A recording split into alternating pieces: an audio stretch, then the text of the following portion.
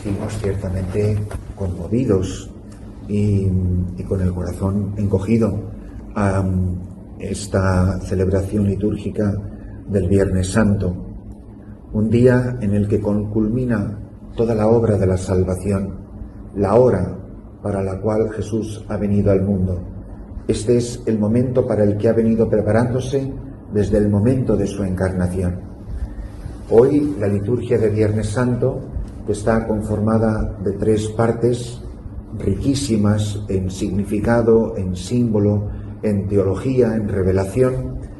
Primero comienza con esta imagen impresionante de el altar desnudo, el sacerdote postrado ante el altar, y después de una breve oración comienza la liturgia de la palabra, estas lecturas de la palabra de Dios que acabamos de proclamar, del profeta Isaías, de la carta a los Hebreos y la narración de la pasión según San Juan. Después de la homilía, de la oración universal de los fieles, que se hace muy prolongadamente, la liturgia de este día pasa a la segunda parte, que es la adoración de la cruz, que es el centro de una manera muy especial, como signo de redención, como signo de iniquidad, pero como signo sobre todo del amor más grande, del que da la vida, el que muere amando. Y por último, la liturgia eucarística. Si bien hoy, y por eso para mí es uno de los días, el día más triste del año, es el único día del año en que yo no he celebrado misa, que ningún sacerdote puede celebrar misa, lo cual nos recuerda algo precioso, y es que los sacramentos son acciones de Cristo. Y si Cristo ha muerto, si Cristo no vive, la Iglesia no tiene nada que celebrar, porque las acciones de Cristo en la Iglesia, por el ministerio de la Iglesia, son sólo posibles porque Él está vivo, porque Él está en medio de nosotros. Y después de la distribución de la comunión y de retirar otra vez los paños del altar y retirar el Santísimo Sacramento, que ya solo se guarda por si hay una emergencia de llevarlo a un enfermo, etcétera, la Iglesia queda vacía, en silencio. Ya no pintamos nada, ni en una catedral, ni en esta humilde capilla, en ningún lugar de templo del mundo, porque la capilla es, y la catedral solo es, porque está Cristo en el sagrario, porque está Cristo realmente vivo, presente y palpitante entre nosotros. Este lugar que llamamos la capilla, cuando se diseñó este edificio, esta era la oficina del colegio, que es lo que probablemente será el día que se construya la iglesia de esta misión. Se ha tomado una habitación del proyecto educativo que se ha construido aquí y se ha convertido en capilla. En realidad es la oficina. Lo que pasa es que la usamos de capilla, bueno, porque no tenemos otro lugar, y en segundo lugar es la capilla porque está presente realmente Jesucristo en el Santísimo Sacramento del altar, en la Eucaristía, en el sagrario. Pero si el sagrario está vacío, esto no es más que una habitación más de este colegio, de este edificio, de esta institución educativa. ¿Qué particularmente nos llama la atención? Bueno, no hace falta que diga que es imposible resumir en una homilía todo lo que significa el Viernes Santo. Por eso, cada año, el sacerdote, el predicador, se va a fijar en un aspecto diferente. Yo os invito a que penséis la conexión entre el Jueves Santo, la inseparable conexión entre el Jueves Santo y el Viernes Santo. Lo que celebrábamos ayer, el lavatorio de los pies, el mandamiento nuevo del amor, la institución de la Eucaristía y la institución del sacerdocio, que son los misterios fundamentales de esa liturgia, ahora se van a cumplir de manera real, cruel, sangrienta. En el Viernes Santo coinciden, se juntan, me atrevo a decir hasta se abrazan, los dos extremos más extremos imaginables, que es la mayor abominación, que es matar al Hijo de Dios, crimen más grande, más horrendo no puede existir, que el hombre mate al Hijo de Dios, y el amor más grande, el odio del hombre a Dios y el amor de Dios al hombre. Eso es lo que se junta en el misterio del Calvario. En el Calvario, mirando a la cruz, lo mismo podemos mirar a qué extremo de atrocidad es capaz de llegar la humanidad de matar al Hijo de Dios? ¿Y a qué extremo de amor puede llegar Dios en su revelación de su amor al hombre? Y se junta en el mismo acontecimiento. Y cuando digo que volvamos la vista atrás para pensar en el Jueves Santo, y perdonar esta reflexión que a lo mejor pensáis que no tiene nada que ver con vosotros, que me la podía guardar para mí mismo, que soy sacerdote, pero pienso mucho en la vocación sacerdotal.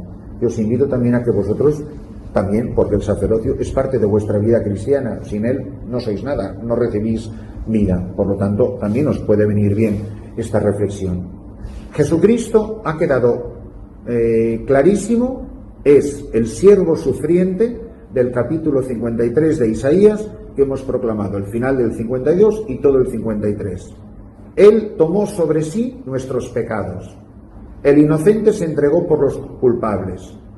Él fue considerado herido de Dios y humillado. Como oveja llevada al matadero, no abría la boca. No volteaba el rostro a quien le golpeaba. Todo esto se cumple impresionante en el relato de la pasión que acabamos de proclamar. Pero no se debe de cumplir también en el rostro de la Iglesia, y siendo más específico, no se debe de cumplir también de una manera muy especial en cada sacerdote. O sea, ¿qué hace un sacerdote en una parroquia? ¿Qué hace un sacerdote en una comunidad? ¿Es simplemente el dispensador de unos servicios eclesiásticos? Necesito un certificado del despacho parroquial y tiene un horario de despacho. Y tengo unas funciones, que tengo un horario de confesionario, celebro unas cuantas misas y tengo unas responsabilidades de catequesis, de evangelización. ¿Es eso lo fundamental de mi vocación con todo lo importante que es? ¿O hay todo un aspecto que yo como sacerdote realmente no le doy gran importancia? Y es, ¿hasta qué punto soy consciente de que si yo estoy en una comunidad parroquial, estoy para llevar sobre mí el pecado de mi parroquia? Eso no es una cuestión de los feligreses, y yo soy un tipo estupendo que me siento en un confesionario y les perdono sus pecados. Pero es como que no son unos pecados que no tienen nada que ver conmigo. Son los pecados de esa señora, de ese niño, de ese señor o de quien sea. No, yo estoy en la persona de Cristo frente a estas personas, este rebaño, estas ovejas que se me han confiado, para tomar sobre mí el pecado de mi pueblo, para que Dios castigue sobre mí el pecado de mi pueblo, y para que castigándolo en mí, por la cruz que yo tenga que pasar, que puede ser la humillación, que puede ser el cansancio, que puede ser la soledad, que puede ser el ciricio, la disciplina y los ayunos, lo que sea, todo lo que tenga de cruz, que yo expíe el pecado de mi pueblo. Le preguntaban al santo cura de Ars, sobre todo al final de su vida, cuando se había convertido en pura ternura y misericordia, le decían: pero usted, a pecadores tan terribles, ¿por qué les pone una penitencia tan pequeña? Y él decía: primero, porque no son capaces de más, y porque como sé que no tienen capacidad para hacer más penitencia, la penitencia que ellos no son capaces de hacer, la hago yo. Con sus ayunos, con sus sacrificios, con sus horas de oración, etc. ¿Hasta qué punto yo me siento responsable del pecado de mi pueblo como sacerdote? ¿Hasta qué punto vosotros como cristianos tomáis sobre vosotros el pecado de vuestras familias, el pecado de vuestros amigos, el pecado de mi marido, de mi mujer o de mis hijos? Yo me siento solidario y responsabilidad, que está de moda, una palabra que la aborrezco, que es la palabra solidaridad, que no la soporto. Pero aquí es que es verdad. Este es el único sitio donde es verdad. Es hacerme como Jesucristo y Cristo en mí, solidario del pecado de mi pueblo. No es como si, no, que lo he tomado sobre mí. Que yo sufra el castigo que esa persona merece por su pecado. Y algo que le llevo dando muchísimas vueltas, y como de la abundancia del corazón habla la boca, pues lo siento por vosotros, una cosa que llevo pensando muchísimo es todos los sacerdotes que han caído. o que hemos caído, porque caer hemos caído todos. Unos hemos caído y estamos de pie, y otros están caídos y están caídos. Pero caer hemos caído todos, menos la Virgen María, que no era sacerdote. Empezando por el pobre Pedro, que menudo comienzo tuvo el sacerdocio en la Iglesia Católica. Y pienso en los obispos muchísimo. Por ejemplo, en todos estos sacerdotes acusados, la mayoría o muchos, con razón, acusados de abuso de menores. Un crimen abominable. O sea, imposible de relatar con palabras lo abominable que es. Pero yo soy obispo y un sacerdote mío ha cometido ese pecado. ¿Cuál es mi actitud? Yo de repente me desentiendo de él. Porque mirad, cuando un cura es estupendo, el obispo está muy pendiente de él, ¿eh? Ah, no, eso se lo dais a fulano. Bueno, lo va a hacer fenomenal. Bueno, este que ha sacado unas notas estupendas, nada, este a estudiar a Roma. Vuelve de Roma. Bueno, claro, no le van a mandar al cuchitril del pueblo, del último pueblo de la diócesis, no, ya tal. O sea, cuando eres un cura estupendo, todos son honores y alabanzas y reconocimientos y cargos pastorales. Pero imagínate que es ese mismo, no otro, ese mismo cae, y cae en este pecado abominable, y que es de él. Vamos, lo que acaba de decir la palabra de Dios, lo tuvieron por herido de Dios, leproso y humillado. Hay unos cuantos sacerdotes que están en la cárcel por haber cometido estos delitos, porque son crímenes civiles también. No solamente es un crimen eclesiástico o evangélico, no, es un crimen contra el Código Penal. ¿Los obispos van a visitar a estos sacerdotes a la cárcel? ¿Los hermanos sacerdotes van a visitar a estos sacerdotes? No van porque creen en su inocencia, no, van porque es tu hermano, porque es tu sacerdote, que tú le ordenaste. Le dijeron en la ordenación que tratara al obispo como a un padre. ¿Qué padre abandona a un hijo en una cárcel? No a pesar de ser culpable, no. Precisamente porque es culpable tienes que ir a verle y tienes que ocuparte. Y con alguno he compartido esta anécdota que me contó el cardenal de Nueva York. Que estaba un día cenando el nuncio de Estados Unidos en casa del cardenal de Nueva York y estaban hablando de este problema de los sacerdotes. Y el nuncio le estaba advirtiendo al cardenal de Nueva York que tuviera cuidado, que tuviera todas las acciones, que tuviera cuidado él personalmente de que no le salpicara el pecado de los sacerdotes. Oye, todo lo contrario de lo que acaba de decir el Evangelio sobre Jesús. Y el cardenal de Nueva York, que en aquel tiempo se llamaba John O'Connor, no dijo nada. Cuando terminó de hablar el nuncio, cogió un vaso de cristal finísimo de vino y le pregunta el cardenal al nuncio: Excelencia, ¿de quién es este vaso? Se quedó sorprendido. Le dijo: pues de usted. Hombre, era la residencia del cardenal, de usted. Dice: ¿y si lo dejo caer al suelo y se hace 1.000.000 de pedazos? ¿De quiénes son los pedacitos de cristal que hay en el suelo? Pues de usted. O sea que cuando el cura es estupendo y es un vaso de cristal finísimo, ahí sí, ¿no? Este es mi sacerdote. Y me siento orgulloso cuando la gente alaba a mi sacerdote. Oiga, tiene usted un sacerdote estupendo en tal parroquia, en tal seminario, en tal oficina, en tal apostolado, en tal pastoral. Sí, sí. Cuando se haga añicos, acuérdate que sigue siendo tu sacerdote. Yo me he quedado pensando, viendo la foto del Papa ayer lavando los pies a 12 presos. Yo digo, ¿el Papa le lavaría algún día los pies a 12 curas pedófilos? Porque se supone que esos presos están en la cárcel no por haber sido Santa Rita de Casia, habrán sido unos delincuentes, habrán cometido los crímenes que hayan cometido. Dice que había alguno que era de Marruecos, supongo que además sería musulmán. O sea que a unos presos se les puede lavar los pies, a los musulmanes se les puede lavar los pies. ¿Por qué no le lava los pies a 12 curas pedófilos?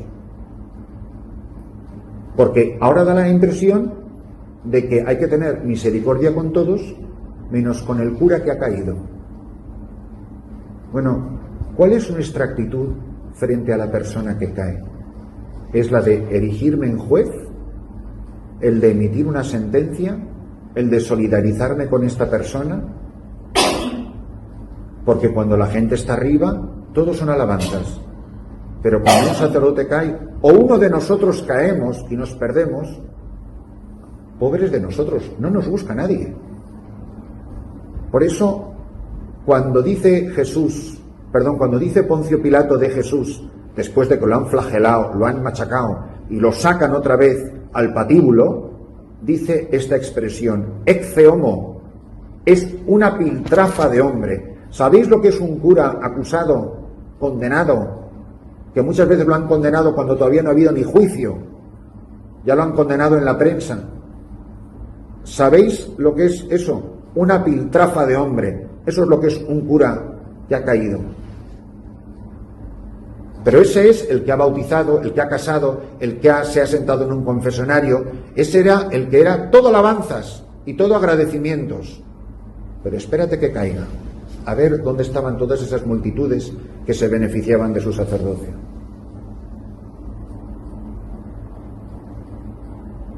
Y en cambio, nosotros nos escandalizamos de los pecados de los curas, de los pecados de la Iglesia. Pero bendito sea Dios. ¿O es que tú eres la Inmaculada Concepción?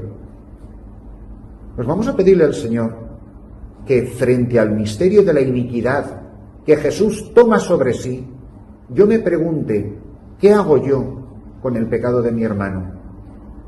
¿Lo condeno o me lo echo a las espaldas? Porque yo no soy simplemente un mero distribuidor de gracia a través de sacramentos, predicación, etc. Eso es muy fácil. Yo estoy sobre todo para caminar en solidaridad con mi pueblo y echarme sobre las espaldas su pecado y su iniquidad. Pues que en la celebración de esta liturgia tan impresionante de Viernes Santo, contemplando la cruz, contemplemos a Cristo hecho piltrafa en todo aquel que ha caído, y que en vez de condenarlo, nos echemos sobre los hombros el pecado de nuestro pueblo.